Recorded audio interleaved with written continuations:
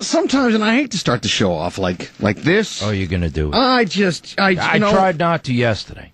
Lead story in today's ADN. House approves massive oil tax profits cut. We have the dumbest elected officials, I think, on the planet. They are stupid. Thank you. I mean, there's no other way to say it. They're just dumb. They're dumb as a box of rocks. Either that, or they're just all being greased. One or the other. Either they're stupid or they're being greased. Okay. I'm going with You're going to give them the benefit of the doubt? Maybe a little of both. Maybe they're a little bit of both. Little stupid, little grease, little greed, greasy going. Yeah, stupid grease. Yeah. There you go. But we're the ones who are getting it. Yeah, with that grease. Yeah. They passed the oil tax profits cut with absolutely zero guarantees whatsoever that it's going to do anything at all. Nothing at all. But thank God. All I can say is, thank God, I believe our Senate is smarter than the House. That's the only thing that we have going for us right now. Is that the Senate will look at this and say, you know what? We don't even want to vote on this. They don't even want to talk about it. Right. So all I can say is, let us pray collectively. Yes, sir. That our elected officials in the Senate, because the House has already proven themselves as idiots. Yes. I'm sorry, Anna Fairclough, you're an idiot. I'm sorry. Yep. You might be a very nice lady. You might actually be kind of smart. But on this one, you're an idiot. Yep. Wow. It requires us to believe. It requires a partnership with industry. It creates a balance in Alaska's oil tax, that Eagle River Republican Rep Anna Fairclough. What are you talking about? Where's the partnership? There is none. You're giving them money for nothing. Anyway, absolutely nothing. Anyway, I and hey, he's your governor. I'm sorry. I didn't vote for the guy. Me neither. And I respect his position, but I don't respect the man. He is selling us down the river. Dude, he's still a ConocoPhillips lobbyist, but now he's in the chair in Juneau. Well, that's the only difference. $8 billion could be lost in the next 5 years of state revenue. $8 billion. But he said, that's all right, I'll just use money in the CBR. We got $12 billion in that. Until they start doing something. Yeah. I wouldn't hold my breath. And you know what I think is amazing? They didn't have to pass it like this. There were people that came forward and said, look, I got an idea. Why don't we do this? Why don't we give them massive incentives that's even more than a tax break if they actually go out and get oil, if they actually go out and explore? Because that's what everyone's talking about. Everyone's saying, we need more exploration. The pipe is empty. Da-da-da-da. People are losing jobs. The sky is falling. Okay, all right. If that's true, then I'm all for rolling it back, even though they're the most profitable companies in the world, which is just...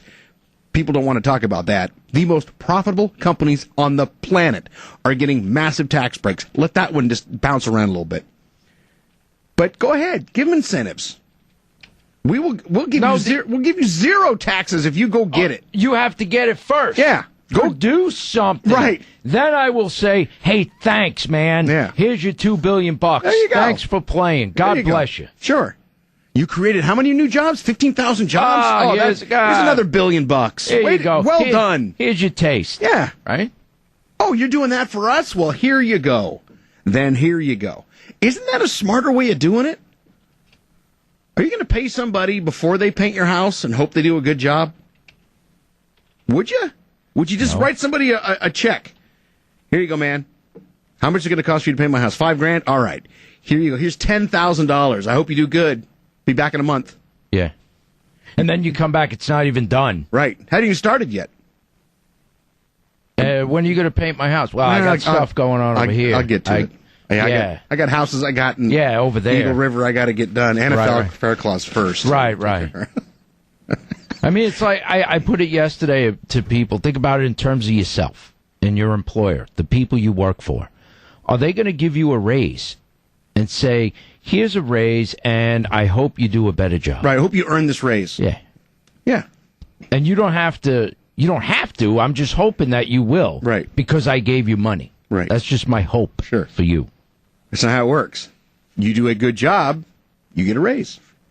You do more, you get more. That's how it works. Yeah. Not in that world. It's just not in the jellyfish world. Oh, man. It's just... What a mook. All right. Wow. Yeah. It's a mess, dude. The Senate, they just don't want to hear it. Well, all you can do They is came up with a couple of ideas, and the governor says, well, that's not an idea. Yeah, they had amendments. They had changes. They said, look, wait a minute. Well, they had their own plan. Let's put a few things in here at least so that we're covered, just in case. Yeah. I mean, what if nothing happens? What if nothing... Now, listen, I will be the first to eat crow. I will gladly eat crow on this show if this works. If this actually turns out to create more jobs and it creates more wealth for the state, if it really does do what they say it's going to do, I will be the first guy to say, hey, awesome, it worked. The industry itself said it won't. Well, I'm giving it at caveat. the hearings. Right, I understand. They told the House Finance Committee. Yeah, I don't think I'm going to have to acquire a taste for crow. No, you don't. You won't. I'm pretty sure we'll see. I mean, hey, no, I'm all for it if it won't. works. It maybe, we hate oil and gas companies, right? That's the Bob Mark Show. We hate them. Or whatever. Yeah. Maybe we just like the state more. Right. Maybe. If you like the state, you would do as they tell you. Well, the way I look at it is you're taking money that's guaranteed off the table for the state for real jobs, real state projects that can be funded by ACES. Now you can take that away. So now what? So now the state's not going to be able to afford state jobs because we're going to run out of money eventually. Right. They're going to suck us dry. You should. And if the oil and gas companies don't do what they never said they were going to do, or no one's ever asked them to do, and there's no state money, then what? Hi. Yes. Hi, Mr. Crow. Have a seat. Pick a mic. Pick a mic. Any mic will do. Any microphone will. You know what I think is amazing is how these leopards have changed their spots, too. Which leopards? Oh, the people that voted for ACES. Look at Governor Jellyfish. Oh, yeah. It was the greatest idea ever when Sarah Palin proposed it. And yesterday, Lisa McSell was saying, I'm sorry. She went in front of Jellyfish's group of oil industry people who signed the banner to nowhere. And she said, I'm sorry. I apologize for voting for ACES. I made a big mistake. Back then it was, this is a great plan. Well, anything that has pumped billions and billions and billions of dollars into the state, which we can then turn around and fund jobs, is a good thing. So you go from guarantee to no guarantee. To me, it just sucks balls. Nobody does that. It's ridiculous. Nobody. Eric Croft. Answer your text, man. Oh, I'm sorry. You know what? I turned my sound off. Does it say you're at the door? On my text thing. And other expletives. Hold on. Which you should not say on the air. I got a phone call from you. Okay. Hold on a second. Okay, fine. Sorry. I don't. Welcome to the show. Yeah, how you doing, man? I wanted to get here at 4:30. It was just a little much. That's okay. I appreciate you. But you guys are here being funny at 4:30. I was here at 4:10. I wanted to see the creative process. You missed out. Yeah. Now we're mailing it in now from here till 10. I've been waiting out there for an hour. You lie like a dog. Let me see when I got this text. Are you shocked? I mean, does this just stink so bad? I just don't know what. Our assessment was either the House is stupid or greedy or a little of both. Yeah, you said greased, and I think it's somewhere in between those. I hope it's just stupid, right? I hope we just have the dumbest legislature in the nation. Because you can fix. I mean, even though you can't fix stupid, you can certainly get them out of office. Yeah, this is just crazy to me. Look, I mean, there's things we ought to do. And you guys were talking about it before. You're absolutely right. Hey, a targeted tax cut, even so far as, hey, we'll just give you the whole price of an exploratory well. We want exploratory wells so much, and it's the independents that do that. The Anadarkos, the Pioneers.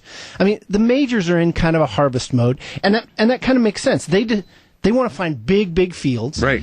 And when they get mature, they're less interested, right? And then you have the independents that feel around and find the smaller deposits and find things around there. That's just the way field development goes. That's fine. So we ought to be asking not Exxon, what can I do for you, but Anadarko and Pioneer and the ones that aren't up, hey, what's it going to take to bring you up? Right. And that's a different answer. It's a much different answer. Exxon, you say, I want you to throw me as big a tax break as you can against the wall. Right. But the explorers, and you guys are not, if I said, hey, Mark, come up and drill for oil on my land, but I got to tell you, we know each other well, I just got to tell you what's going on. If you find oil, the only way to get it to market is through a pipeline that's owned by your competitors. And let me, and just because nobody else is listening, it's just you and me. Yeah. Let me just say, I've known they were overcharging that pipe for 20 years, and I really haven't gotten around to doing anything. They have a lot of lobbyists. They have a lot of power. I couldn't ever get the thing. Now that overcharging on the pipe screws you. It screws me, the state, because they get to deduct that, and so it looks like they're not making money when they are. Right.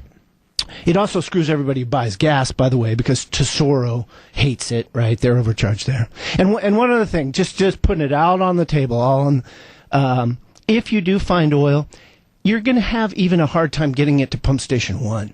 Oh. And here's the problem, right? You find it at the edge of the field, and you come to BP or Conoco or Exxon, you say, great, I found a whole bunch of oil and gas.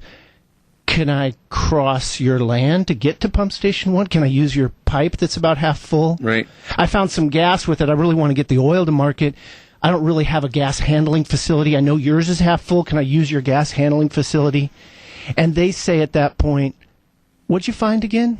Because we'll buy half of it at 50 cents on the dollar, or Right. 25 cents on the dollar. Right. And you say, no, I'm really good. I just want to get to Pump Station 1, get it out to market. No, what'd you find again? Yeah. And Pioneer just signed a deal, and talking to some of the industry people, the terms are secret, but everybody in the industry thinks they just got hosed just to get over with their fine. That happens every day. Yeah. It happens and if every day. we want new oil in the pipe, we go to the independents and say, hey, I'll finally stand up. I'll fix the tariff so that you're not overcharged. I'll make a way for you to get to Pump Station 1. And I'll give you a tax break. Anyone, but Exxon hasn't voluntarily drilled a well in a long time. How come not one representative asked them the question, how come you don't lower your tariffs for everyone else up there to get this stuff to the pipe? Right. Nobody ever asked that question. Because the industry would laugh. Well, that's right. Wow, That's getting new oil by standing up to them. They finally have a facilities access bill on Berta Gardner introduced it, but it's stuck in committee. It ain't going to go anywhere. The tariff, Anadarko and Tesoro finally had to sue. They had to sort of break ranks in the oil patch, sue. They won big.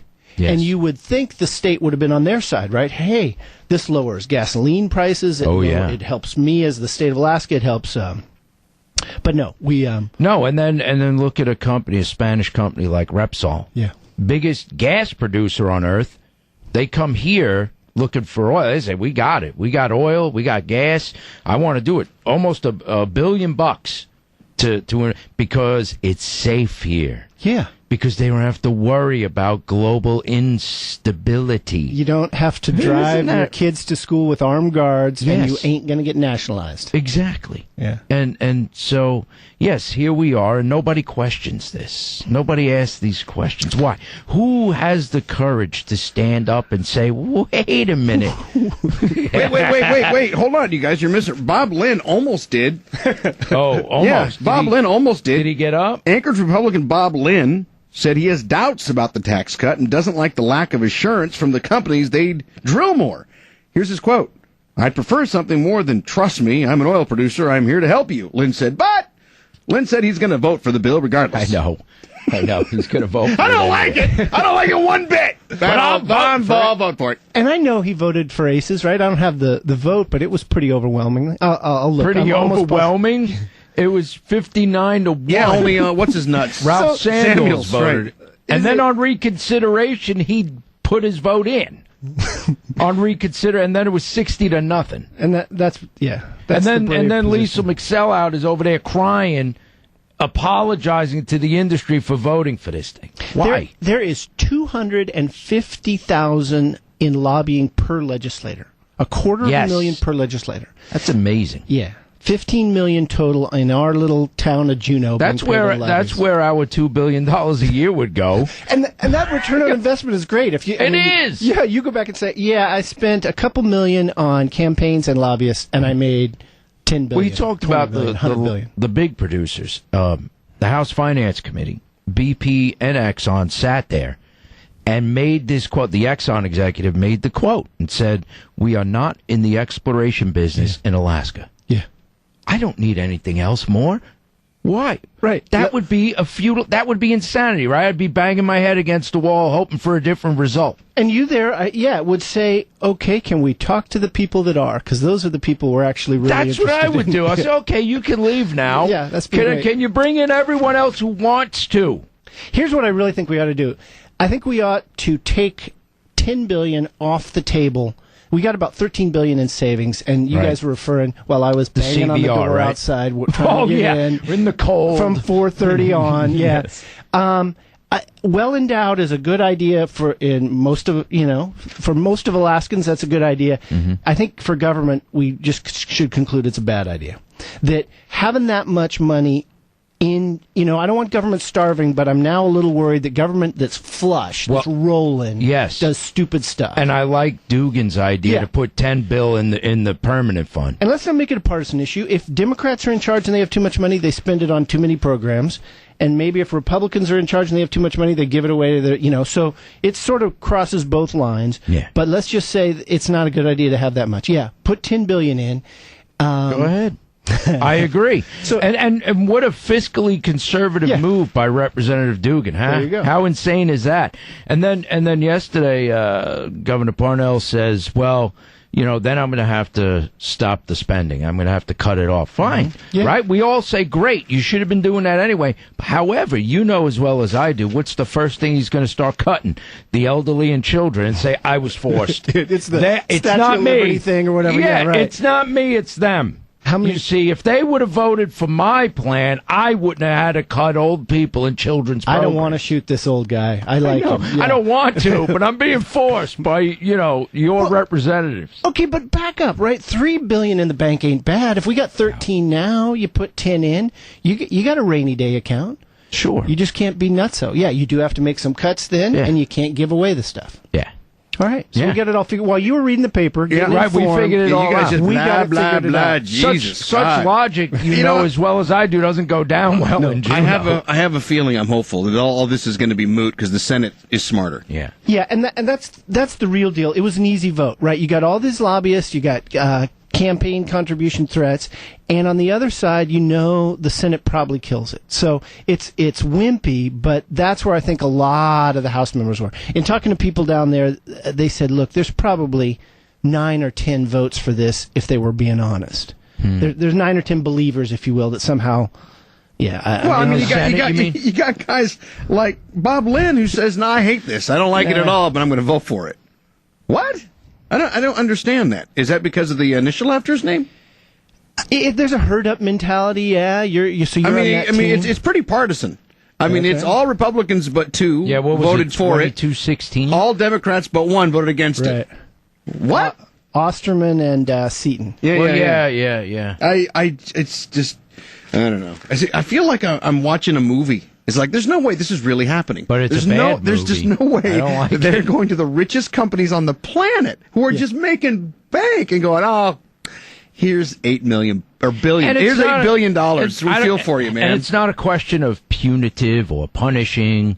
That isn't even in the equation. It's something that people say, but there's no punishing. There's no punitive. Well, there's no partnership. And there's no partnership either. Absolutely. I don't even mind BP and Exxon asking, right? It's sort of their job to ask. Sure. It's just our job to say, well, wait a minute, what you got? What are we talking about? Yeah, no, I don't begrudge the oil and gas companies. Right. They're brilliant. Hell, if I really wanted to, I'd just buy a bunch of stock. I'd go Jay Rammers on their ass and buy 5,000 shares, and I wouldn't care about this stuff anymore. It wouldn't bother me. Oh, I bought 5,000 of this company too, so there I'm even. Yeah, I'm even. I'm good to go. So why not? You can't beat them, join them. And, I know we're all in the oil and gas business, blah, blah, blah, blah, blah. But shouldn't we all be in the Alaska business? Shouldn't that be our first priority? Look at TAPS. The pipeline. In places, it's almost like tinfoil. Because they don't care about keeping it up. They are the ones, Alyeska Pipeline runs the thing for the 7 major, investors in it. They don't care about maintaining it. They don't care if it falls apart. So in place, that's why a guy could walk up to it and shoot it, and make a spill. And so that was a pretty badass gun. Yeah, it was. Although there's not a lot of pipes, I don't think would have. He was shooting been non-penetrable from that. Because one of the things they say is they don't give us information when they send those little piggies down the pipeline. They don't tell us what they found. Well, we're all in the oil and gas sense. business. We're landowners. We're all landowners, and we need to make sure that that people can explore and make money up here. But we also need to act like the owners of the resource and make sure we're getting a fair share for it. So we're in the oil and gas business. I just think people misunderstand which end of the business we're on. Do you find it interesting that Sarah Palin has been kind of silent on this issue? I heard she tweeted on it. But yeah, I'd love her out there more. And this is her baby. This is kind of her legacy. And you know, I would imagine it's, you know, when an enemy disses you, it hurts. But when someone that you thought was your friend disses you, it hurts worse. And for Parnell to basically turn his back and do a complete 180 on this thing, it's so stinky. And somebody wrote in the paper today a letter to the editor. I'll cliff note it. It said, look, if Parnell wants to go back to being a lobbyist for ConocoPhillips, go do it on his dime. Not, why are we paying for? Why are we paying for his lobbying for the oil and gas companies? And that's what's happening. He got what he wants. A neat package would be about $200 or $300 million in exploration credits that really hit the people that are going to explore, facilities access so they can get to it, and tariff reduction. Though Anadarko and Tesoro kind of did that for us, and they got a lot of the ways, and taking the money off the table. You put all that together, and you say, okay, now at the end of the day, we have the best incentives to explore around. That's what I want to be number one on, right? You explore, there's stuff there for you. Right. And we have ways now to get your gas and oil to market, mainly oil to the, by the way, we took $10 billion off the thing and put it in the permanent fund. That'd be a neat little package. That'd be something to be wouldn't proud it, though? of when you come home. I like that package.